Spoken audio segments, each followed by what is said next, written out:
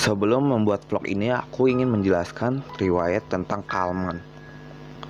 Menurut Wikipedia, sindrom Kallman adalah kelainan genetik dengan gejala utama terlambat atau tidak terjadinya pubertas dan gangguan pada penciuman. Kondisi ini terjadi karena kelainan yang menyerang kelenjar pituitari. Sejarah pada sindrom Kallman tersendiri adalah sindrom Kallman pertama kali dijelaskan dengan nama dalam sebuah makalah yang diterbitkan pada tahun 1944 oleh Franz Joseph Kallman, seorang ahli genetika dari Jerman Amerika. Ingat ya teman-teman, Kallman syndrome yang aku alami tidak terkait dengan riwayat gangguan jiwa yang aku alami, karena aku dari kecil sudah merasakan perubahan mood, seperti emosi yang meledak-ledak. Sedikit membahas lagi tentang gangguan jiwa yang aku alami. Aku didiagnosa gangguan bipolar oleh psikiater sejak 2017. Aku juga didiagnosa gangguan kepribadian ambang oleh psikiater yang berbeda di tahun 2020. Aku ingin membahas tentang komentar di videoku dalam channel YouTubeku ini.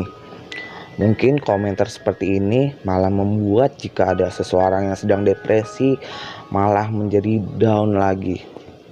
Coba bayangkan jika ada teman kalian yang sedang down, depresi atau galau. Jangan bilang, gak usah dipikirin, cuma gini doang.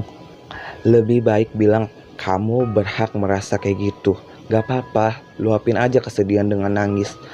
Wah, pasti berat ya kalau jadi kamu. Daripada ngasih saran seperti mendekatkan diri ke Tuhan, padahal orang yang depresi itu gak meminta saran apapun. Mereka hanya ingin didengarkan. Lebih baik bilang, aku ada di sini. Aku akan dengerin kamu. Ceritain apa aja yang kamu rasain saat ini. Jangan ngebantah perasaan orang lain. Pengalaman mereka yang sedang depresi karena apa? Yaitu memang pengalaman mereka. Coba lakuin hal yang jarang didapat, yaitu menerima sudut pandang seseorang yang sedang depresi dan menerima emosi mereka. Lebih berempatilah kepada orang yang depresi. Itu hal yang lebih baik. Oh iya, masalahku ke psikiater bukan cuma depresi aja, tapi banyak hal seperti episode manik pada bipolar yang sangat mengganggu kehidupan aku, impulsivitas seperti belanja berlebihan, merusak diri sendiri seperti self-harm, dan hubungan relasi terganggu. Selain diberi obat oleh psikiater, aku juga diberikan psikoterapi. Aku mendapat tugas dari psikiater untuk berkomunikasi secara asertif kepada orang terdekat. Dukungan dari orang sekitar untuk penyintas gangguan jiwa sangat membantu dalam proses pemulihan. Aku berjuang dengan jiwaku yang hampir mati karena percobaan bunuh diri dengan overdose obat. Penderitaan bukanlah akhir dari hidup, tetapi pengalaman yang bermakna. Terima kasih.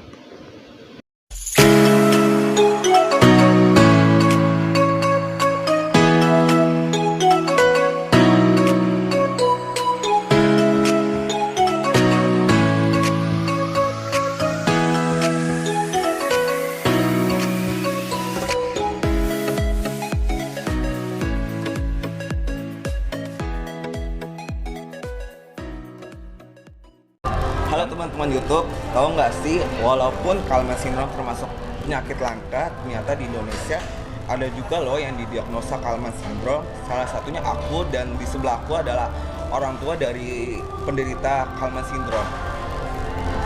Dan dia adalah Pak Ikhlas. Halo Pak Ikhlas. Halo Mas Zul. Perkenalkan, aku Fauzul. Boleh nggak sih Pak Ikhlas menceritakan sedikit tentang Pak Ikhlas yang anaknya menderita Kallman syndrome? Oke. Baik, saya mencoba untuk menceritakan siapa saya. Saya adalah seorang ayah yang memiliki 4 orang anak. Usia saya saat ini adalah 48 tahun, menuju 48 tahun. Dan saya dikaruniai 3 putra dan 1 putri. Saat ini saya bekerja wira swasta dan pada tahun 2020 anak saya didiagnosa menderita Kallman syndrome. Awal Bapak dan keluarga merasakan ada gangguan, ada keanehan pada diri anak Bapak itu kapan? Jadi begini, penyakit ini unik karena mungkin kita bisa tahu bahwa itu ada penyakit saat kita punya intensitas yang cukup baik dengan anak kita. Saya mengetahui itu adalah tahun 2020. Sebenarnya saya udah tahu lama, cuman baru saya tahu kenal yang namanya Kallman syndrome adalah bulan Juni tahun 2020. Setelah Bapak menyadari ada gangguan pada anak Bapak, apa Bapak langsung memeriksakan anak Bapak ke dokter? Jadi ceritanya adalah waktu itu ada ujian mandiri, penerimaan masuk mahasiswa ke PTN. Nah saat itu saya mengajarin sendiri tuh anak saya tuh, yaitu bagaimana dia harus menjawab soal, bagaimana dia matematika, penuh dengan segala ceritanya.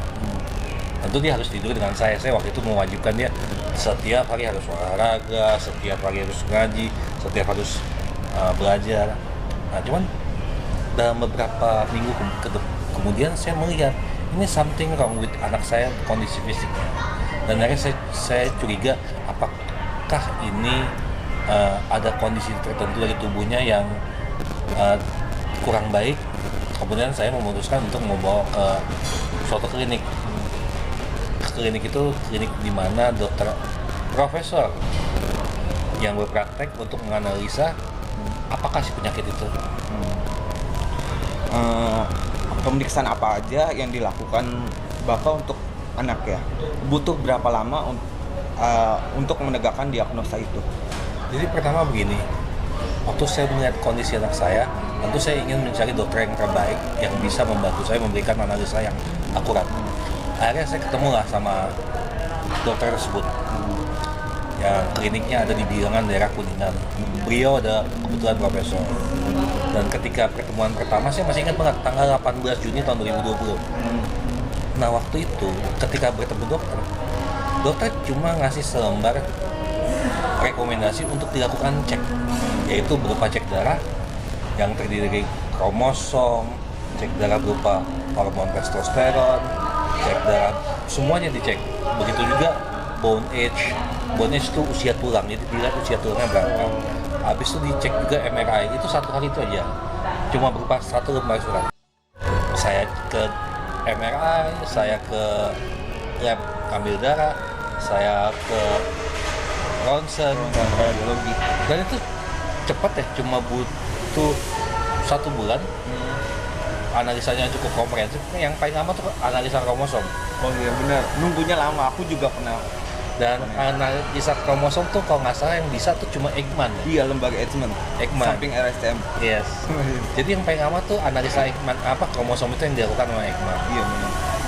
Jadi kurang lebih 1 bulan dokter sudah bisa memutuskan bahwa ini diduga Kallman syndrome. Setelah didiagnosa, anak Bapak mendapat treatment apa?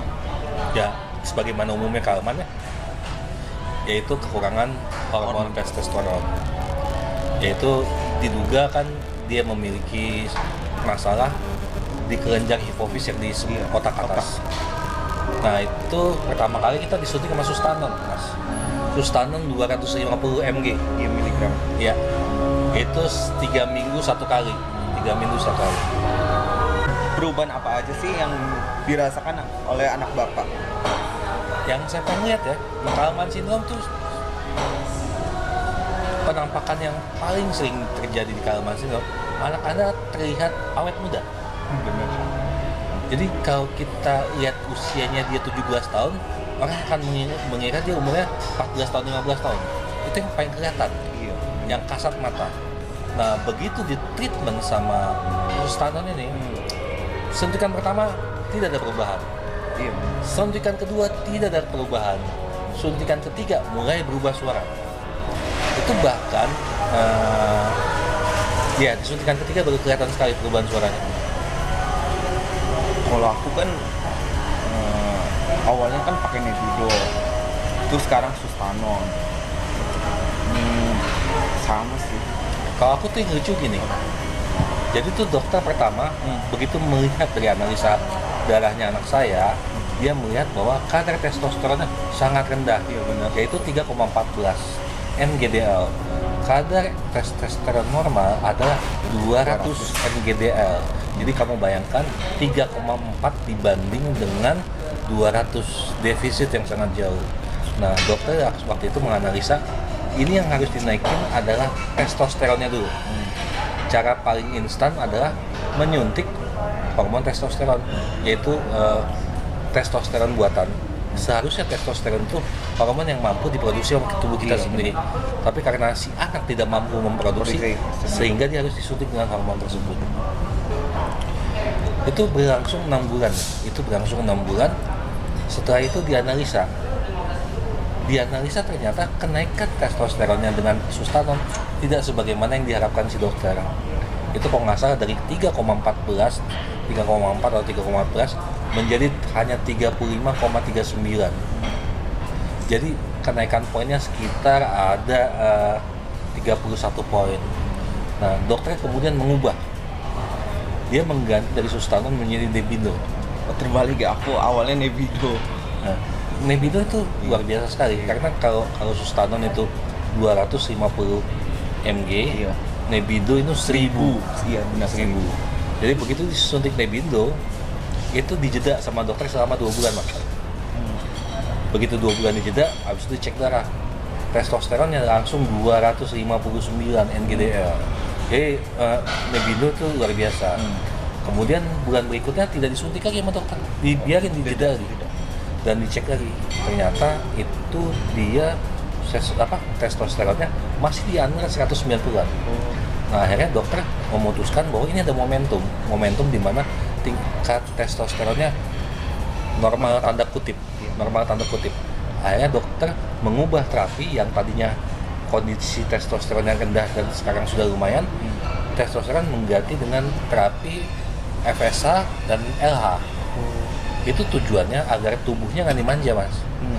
Tubuhnya nggak dimanja supaya dia mampu memproduksi sendiri testosteron. Ada nggak sih Pak kesulitan dalam mendampingi anak Bapak yang didiagnosa Kallmann syndrome? Alhamdulillah secara kesulitan saya melihat malah tidak sama sekali. Semenjak anak saya disuntik semenjak anak saya diterapi untuk Kallmann syndrome itu, saya melihat perubahan yang sangat drastis dari sikapnya. Jadi ternyata yang berubah itu bukan cuma fisiknya aja, tapi yang berubah itu adalah pemikiran, kedewasaan berpikir, kematangan berpikir. Saya juga melihat anak saya memiliki pride, jadi punya harga diri. Jadi selama ini mungkin dia, oh kamu anak kecil, kamu apa, tapi sekarang dia udah punya pride. Bahkan secara tinggi badan dia sudah sama rata-rata sama teman-temannya. Awal sebelum terapi itu 163 cm, bahkan di Januari 2020 itu 161 cm, dan saat ini Ilan 168. Jadi sudah pada ukuran orang Indonesia pada umumnya. Iya.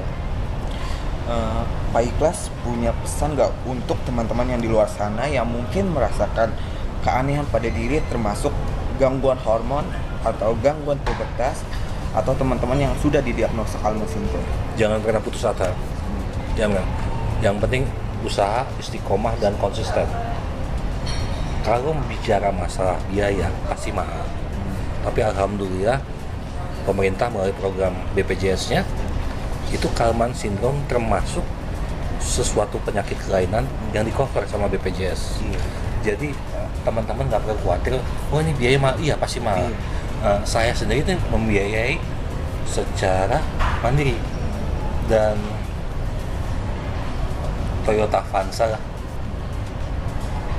untuk 1 tahun ini kira-kira harganya Toyota Avanza lah. Untuk nilai pengobatan ini. Toyota Avanza tahun 2014. Terima kasih Pak Ikhlas untuk meluangkan waktu dalam pertemuan ini. Pak Ikhlas terus semangat, dan semoga kita dan penonton di rumah diberikan kekuatan pada Tuhan dalam menjalani pengobatan ini. Oke teman-teman YouTube, sampai di sini pertemuan aku dengan Pak Ikhlas. Tetap semangat, Jangan kemana-mana kalau nggak penting. Dan jangan lupa pakai masker. See you the next video. Oh ya, ini Pauzu ini hebat sekali. Dengan kekurangan kealmannya dia dan dengan penyakit lainnya, Pauzu bisa bikin buku. Iya. Lah saya aja nggak bisa bikin buku. Luar biasa Pauzu. Ini adalah buku antologi saya yang pertama yang berjudul Jejak Impresi, yang memuat kisah perjuangan dari penderita bipolar. Sekian dan terima kasih. See you next video. Jangan lupa like dan subscribe jika kalian menyukai channel YouTubeku ini. Tunggu video saya selanjutnya di channel Catatan Pauzu. Aku sedang menuju perjalanan pulang menuju stasiun Bekasi Timur. Terima kasih kepada Pak Ikhlas yang sudah meluangkan waktunya untuk pertemuan ini.